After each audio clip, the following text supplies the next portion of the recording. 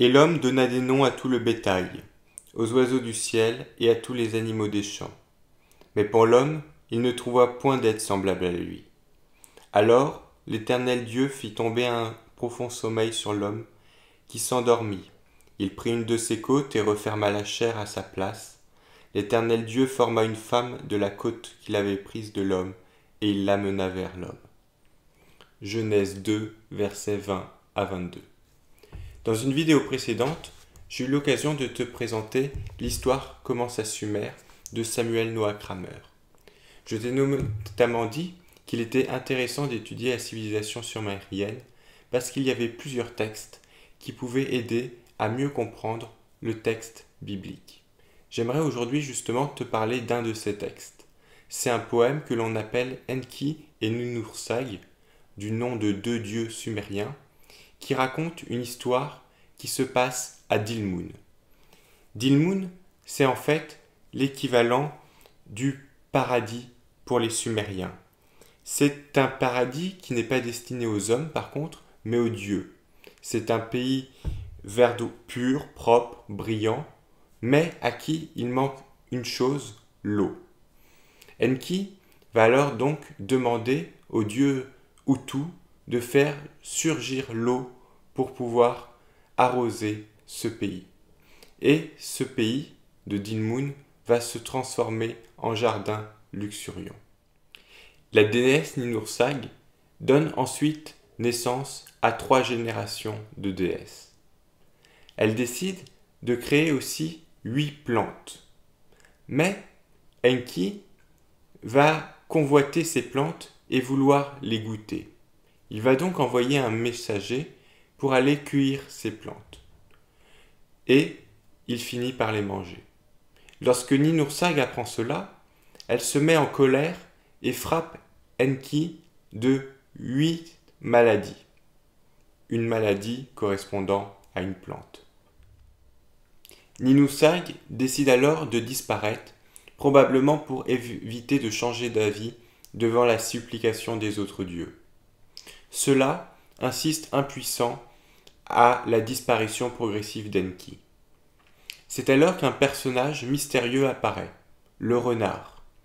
Celui-ci propose de faire revenir, contre rémunération, Ninhursag pour qu'elle puisse guérir Enki. Malheureusement, la suite du texte, qui est conservée sur une tablette, est en partie perdue. Nous ne savons donc pas comment le renard a fait pour faire revenir Ninhursag. Toujours est-il que Ninhursag est revenue et accepte de guérir Enki. Pour cela, elle va créer pour chacune des parties du corps malade une déesse capable de la guérir. Or, parmi ces parties se trouve justement la côte. Je vais te lire le dialogue. « Mon frère, où as-tu mal ? Ma côte me fait mal. À la déesse Ninti, j'ai donné naissance pour toi. » Pour guérir la côte, Ninhursag crée donc une déesse qui s'appelle Ninti et qui veut tout simplement dire la dame de la côte. Mais ce qui est intéressant, c'est qu'en sumérien, le terme ti, qui veut dire la côte, veut aussi dire faire vivre. Ainsi, Ninti, la dame de la côte, est aussi la dame qui fait vivre, ou la mère des vivants. Il semble que ce soit un dominicain, le révérend père Vincent Chaille, qui a été le premier à faire le rapprochement entre ces deux récits, le poème sumérien et le texte de la Genèse que je t'ai lu au tout début. De manière indépendante, Samuel Noah Kramer est d'ailleurs venu à élaborer la même hypothèse en 1945.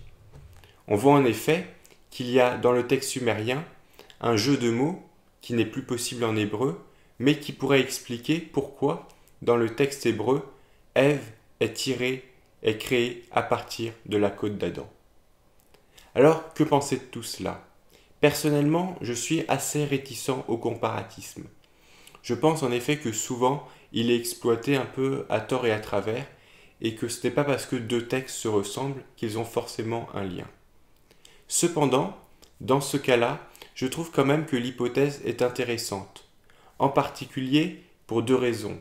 D'une part, on voit effectivement de nombreux points de contact entre ce poème et le texte de la Genèse, et d'autre part, surtout, il y a ce fameux jeu de mots qui me paraît peut-être expliquer pourquoi Ève, dans la Genèse, est formée à partir de la côte d'Adam. Enfin, d'un point de vue historique, il est tout à fait possible que les rédacteurs du texte de la Genèse connaissent de manière directe ou indirecte ce poème sur Myriam. Voilà, si tu as des remarques, tu peux me laisser un commentaire.